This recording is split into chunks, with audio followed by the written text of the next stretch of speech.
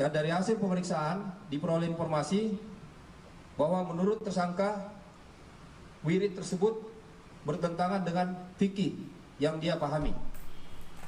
Dan ini dilakukan dan menurut pelaku wirid tersebut dianggap sebagai nyupang atau bahasa Indonesianya dianggap pesugihan. Jadi ini memang paham yang keliru yang dimiliki oleh tersangka ini. Tentang zikir sesudah sholat dikerjakan masing-masing, tidak ada dipimpin dengan berjamaah. Dan itu ada saya jelaskan dalam buku zikir pagi petang dan juga dalam buku doa dan wirid. Masing-masing. Kalau imam dia dengan suara keras memimpin, nggak ada sunahnya. Dan itu termasuk perbuatan bid'ah. Assalamualaikum warahmatullahi wabarakatuh. Fatwa serampangan kelompok Salafi Wahabi kembali memakan korban. Terjadi di Indramayu, Jawa Barat. Seorang imam sholat, kiai, ustadz dibacok oleh oknum tersangka hanya gara-gara menjaharkan zikir di masjid atau zikir habis sholat. Tersangka beranggapan berzikir berjamaah di masjid atau menjaharkan zikir habis sholat adalah perbuatan bid'ah yang menyimpang. Ini gara-gara dia mengikuti fatwa-fatwa Salafi Wahabi yang beranggapan bahwasanya mengeraskan zikir oleh imam maupun makmum secara bersama selesai sholat adalah perbuatan bid'ah. Apakah benar ini perbuatan bid'ah? Kita mesti mengklarifikasinya karena justru ini perbuatan sunnah. Yang waras tidak boleh mengalah terhadap mereka, para pencoleng-pencoleng agama yang menjadikan agama sebagai alat politik.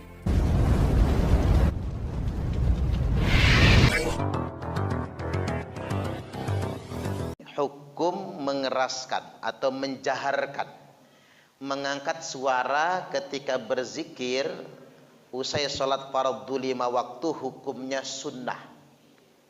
Jadi hukumnya itu sunnah, nggak wajib. Tapi bahkan Syekhul Islam Ibnu Taimiyah rahimahullah pernah menyampaikan bahwasanya ada sunnah-sunnah yang biasa dikerjakan di Masjidil Haram maupun Masjid Nabawi yang populer di masa dulu tapi tidak populer lagi di masa sekarang, yang biasa dikerjakan di masa awal tapi tidak lagi dikerjakan di zaman sekarang. Apa itu? Di antaranya menjaharkan suara zikir setelah sholat fardhu 5 waktu. Kendatipun ini jelas, yang mau jahar silahkan, yang mau zikirnya masing-masing juga silahkan. Tidak ada yang salah, benar semua. Terkait dengan perkara ini diriwayatkan hadis dari Abdullah bin Abbas radhiyallahu an. Beliau berkata, "Anna raf'a sauti bidzikri hina yang sarifun nasu minal maktubah kana ana ahdin nabi sallallahu alaihi wasallam."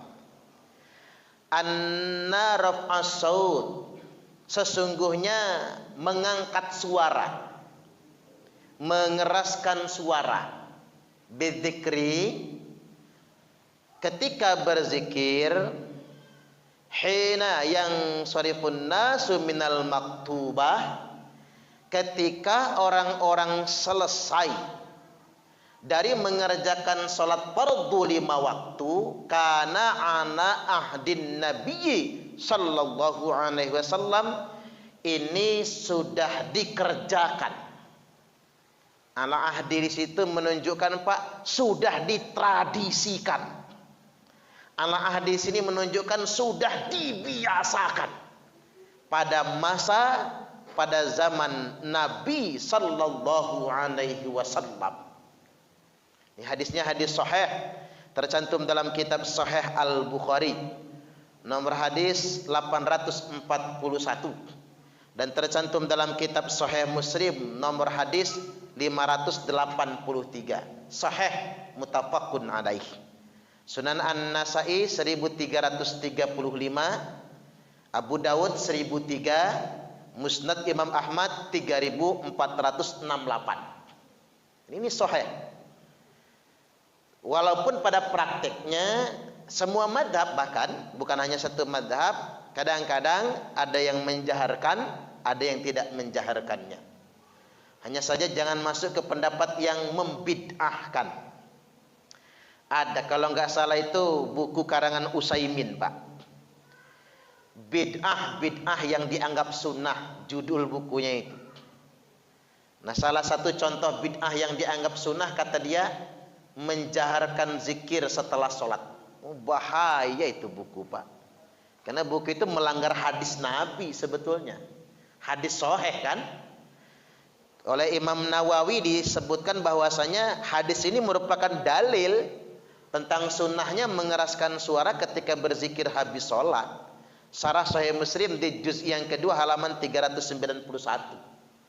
Kemudian Al-Hafiz Ibnu Hajar Al-Asqalani dalam kitab Syarah Sahih Al-Bukhari Fathul Bari di juz yang kedua halaman 248 menyebutkan hadis ini mengandung dalil tentang kesunahan mengeraskan suara ketika berzikir usai sholat fardu 5 waktu.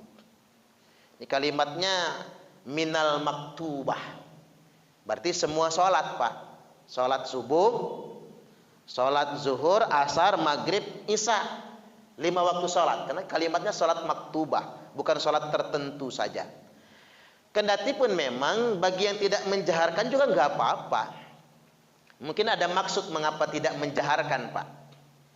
Ya kayak di Masjidil Haram, kalau menjaharkan kan kebanyakan orang, jutaan orang sholat kan. Tapi ketika di Masjidil Haram zikir itu tidak dijaharkan, bukan berarti bid'ah bagi yang mengamalkan. Kata bid'ah itu kan menyakitkan. Terus timpangnya orang sekarang itu bid'ah jadi hukum. Padahal bid'ah itu bukan bagian hukum Islam. Ya, hati-hati juga kita. Kok orang sedikit-dikit ngomong hukumnya bid'ah. Bid'ah itu bukan hukum. Jadi kadang-kadang orang nggak paham kaidah usul fiqh, Pak. Kemudian main menghukumi bid'ah saja. Baik, kemudian yang berikutnya, saya dengar-dengar itu orang-orang yang membid'ahkan zikir jahar habis salat itu salah memakai dalil. Dalilnya langsung ke Quran lagi ya, Pak.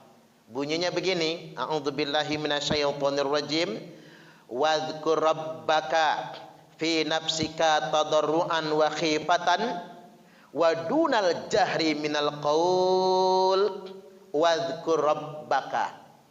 Sebutlah Rabbmu fi nafsika, pada dirimu sendiri, tadarruan, dengan merendahkan diri, wa khifatan, dan dengan penuh rasa takut, wa dunal jahri minal qaul, dan di bawah jahar.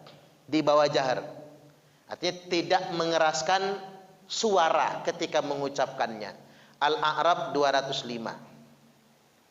Itu bahayanya kalau Quran ditafsirkan dengan terjemahan. Beresiko itu, Pak. Kalau Quran ditafsirkan dengan terjemah. Quran harus ditafsirkan oleh siapa? Ya pakar tafsirnya. Terutama ahli tafsir. Terkait dengan tafsir bil ma'thur, Al-Hafiz Ibnu Katsir menjelaskan bahwasanya ayat ini terkait dengan ketika umat Islam membaca Al-Quran, masa-masa awal Islam. Ketika umat Islam membaca Al-Quran, Nabi dan sahabat membaca Al-Quran, orang kafir yang mendengarnya lalu mencaci maki, menghina Al-Quran tersebut, menghina Allah yang mewahyukan Al-Quran tersebut. Maka turun ayat ini untuk sementara waktu mereka mensirkan bacaan Al-Quran tersebut. Coba dirujuk tafsir Ibnu Katsir juz yang ketiga halaman 392. Ini tafsir ayat ini, bukan larangan menjaharkan zikir terkait dengan membaca Al-Quran.